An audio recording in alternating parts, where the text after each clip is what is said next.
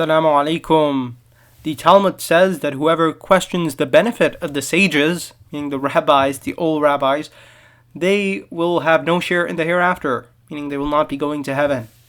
Sanhedrin 99b, the Mishnah teaches that those who have no share in the world to come include an epikuros. So these two rabbis say this is one who treats a Torah scholar with contempt.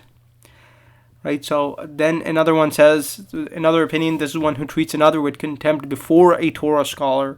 The Gemara is asking, so essentially, asks certain questions about one who treats another with contempt before a Torah scholar. But then it says, but according to the one who says that one who treats a Torah scholar by himself with contempt is the epikuros mentioned in the Mishnah, how would he characterize one who interprets the Torah inappropriately? Then they say it is like this person. Then they mention, and there are those who teach this dispute with regard to the latter clause. One who interprets the Torah inappropriately has no share in the world to come. So these rabbis say this is one who treats a Torah scholar with contempt. So there you have it. Again, the people who do not have any share in the world to come, amongst them are those who treat a Torah scholar with contempt. So treating the rabbi with contempt means you're never going to get to heaven. Okay? This is one of the opinions related. The Gemara asks, according to the one who says that one who treats a Torah scholar himself with contempt is the one mentioned in the Bereda who interprets the Torah inappropriately, one who treats another with contempt before a Torah scholar is characterized as the epikuros mentioned in the Mishnah. So then again they mention some things, and then here they're talking about, okay, so according to the one who says that one who treats another with contempt before a Torah scholar, so remember this was the other opinion, that you're treating someone with contempt in front of a Torah scholar.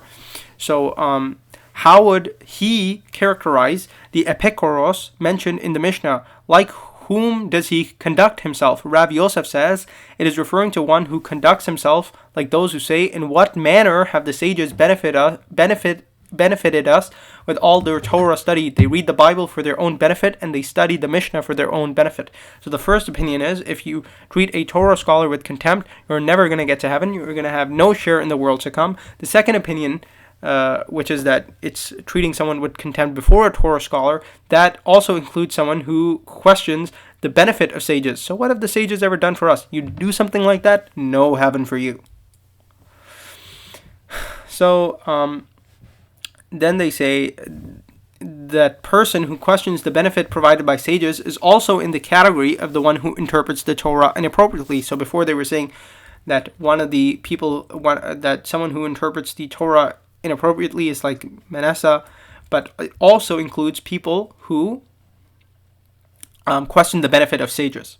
So doing something as simpler as questioning the benefit of sages, because I mean some of the things we find in their writings are pretty questionable. Well, you have no heaven, right? And look at the evidence they bring. The evidence is, if not for my covenant, I would not have appointed day and night the laws of heaven and earth. Jeremiah 33:25. How is this evidence for their claim? It's not, right? So anyone would look at that and say, this is your evidence? This seems kind of weird, right? Questions them in a way like that, and then says, well, maybe they're not really providing us benefit. Whoa, you're never going to get to heaven, right?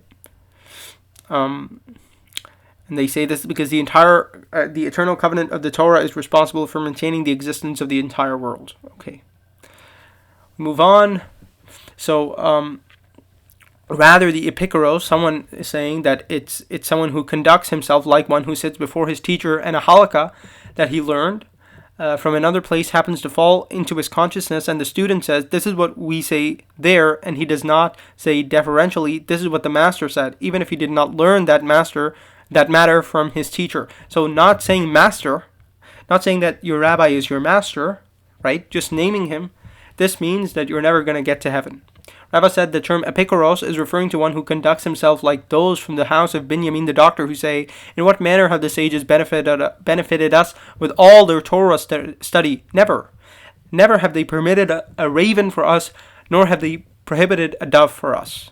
They merely tell us matters stated explicitly in the Torah. So if you're questioning how have the sages ever benefited us, you're not going to be in heaven, you might be in hell. turns out, right?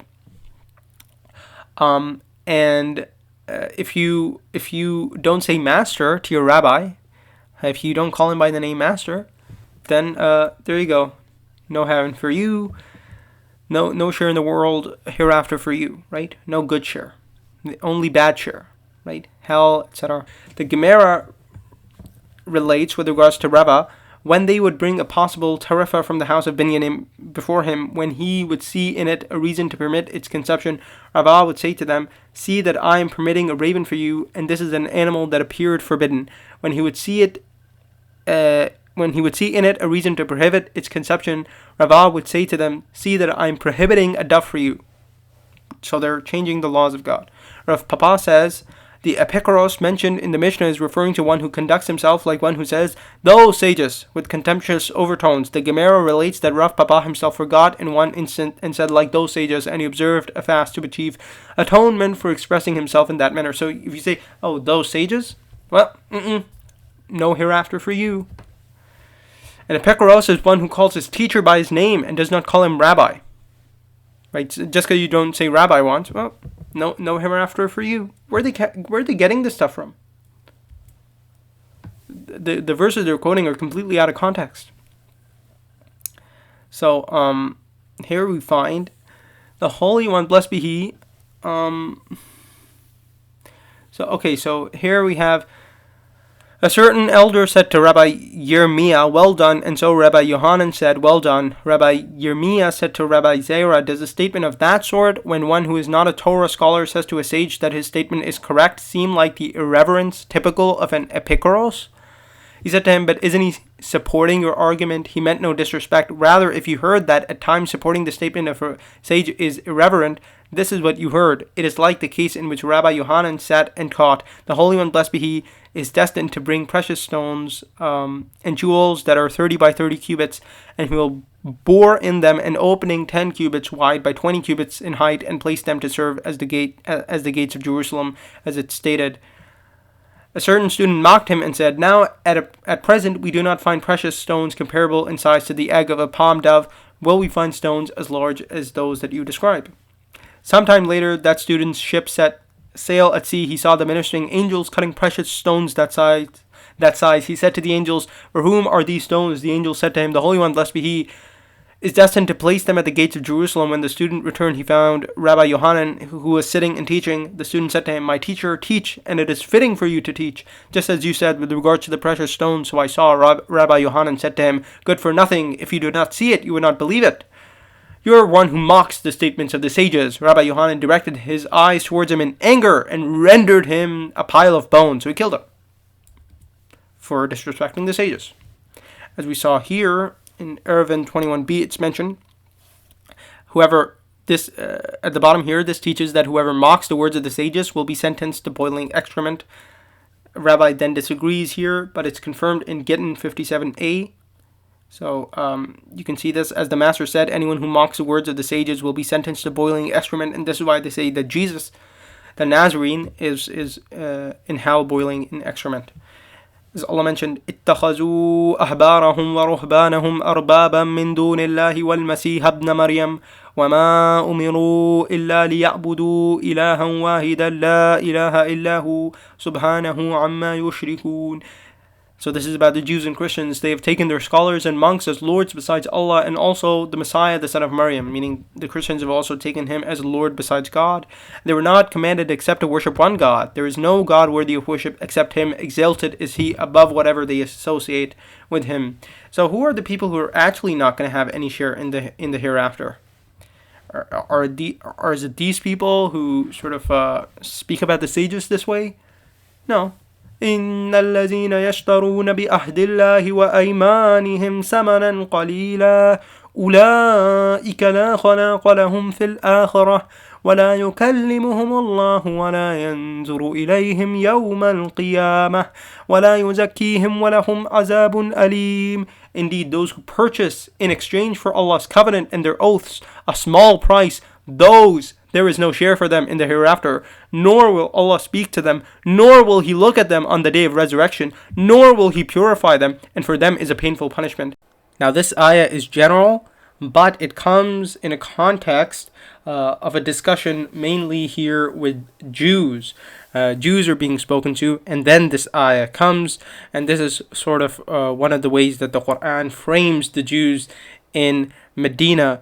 And so this ayah, its primary application amongst the first audience of the Quran were the Jewish people in Medina at the time. Amongst those who purchase in exchange for Allah's covenant and their oaths a small price are these types of sages and the rabbis and the Jews who follow them when they're clearly wrong, and everyone can tell that they're taking words out of context and they're making stuff up, yet they follow them. Why? Because they want acceptance from the Jewish people. They don't want to be looked down upon, because anyone who rejects these types of things is rendered a heretic by Jews. And of course, the other problem with rejecting the oral Torah is then you don't know who wrote the Tanakh. You don't know, Moses wrote this book, David wrote this book. You have no idea, nor do you know the vowel pointing. So it's problematic in that way. But also, you get really blasted by the community who starts hating you. So in order to gain the acceptance of the community, let's just believe all this stuff when they're clearly wrong.